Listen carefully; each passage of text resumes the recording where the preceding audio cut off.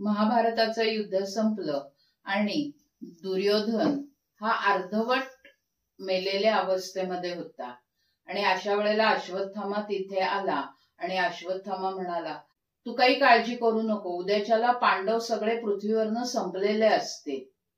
आणि तो निघाला आपल्या मोहिमेवरती.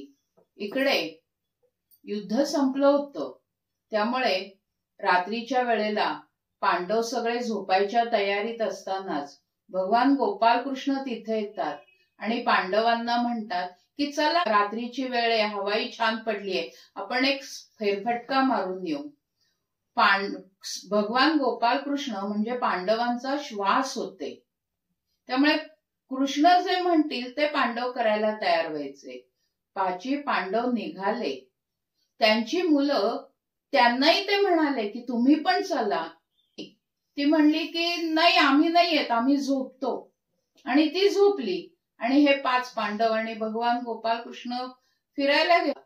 आणि अश्वत्थामा आला आणि त्या झोपेत असलेल्या 5 पांडवांच्या मुलांची शिरं कापून नेली आणि दुर्योधनाला दाखवली. हे बघ दुर्योधना, तुझ्यासाठी भेट आणलीये, आता तू आनंदाने प्राणत्याग करायला तयार हो.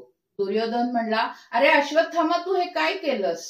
माझं वैर ह्यांच्याशी नव्हतं रे, माझं वैर ह्यांच्या वडिलांशी होतं. त्यांना आणायचं सोडून तू हे काय केलंस? ते जेव्हा फिरून आले तेव्हा त्यांनी पाहिलं की आपली 5 मुलं अशी मृतावस्थेत होती. द्रौपदीला खूप वाईट वाटलं.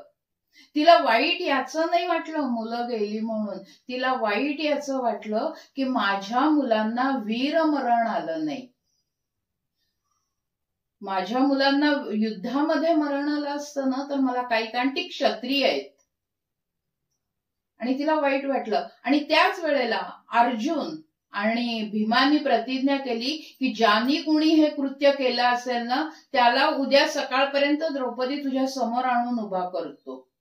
आणि त्याप्रमाणे ते निघाले आणि अश्वत्थामा मिळाला त्यांना आणि अश्वत्थाम्याच्या मुसक्या बांधून त्याला द्रौपदी समोर उभं केलं आणि विचारलं, बोल द्रौपदी, याला काय शिक्षा करायची?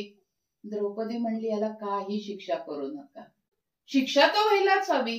ती म्हणली, एक तर ह्याला मारून माझी मुलं परत येणार नाहीत आणि मला 5 मुलांचं इतकं वाईट वाटलं तर त्या कृती आईला किती वाईट वाटेल, तिचा एकुलता एक मुलगा आहे.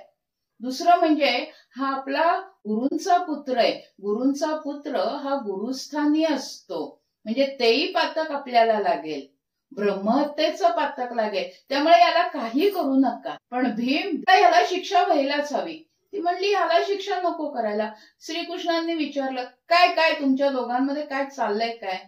भीम म्हणला, हे बघ कृष्णा, द्रौपदी म्हणतीये की ह्या अश्वत्थाम्याला शिक्षा करायला नको, कारण तो आपल्या गुरूंचा पुत्र आहे, तो गुरुस्थानी आहे आणि याला मारून माझी मुलं परत येणार नाहीत.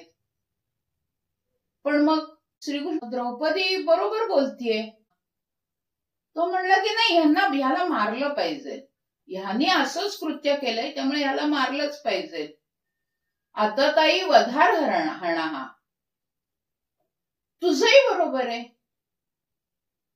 म्हणजे तुला म्हणायचंय काय कृष्णा, हिचंही बरोबर आहे, मारायचं नाही, ह्यात माझंही बरोबर आहे, मारायला हवंय, नक्की करायचं काय आम्ही?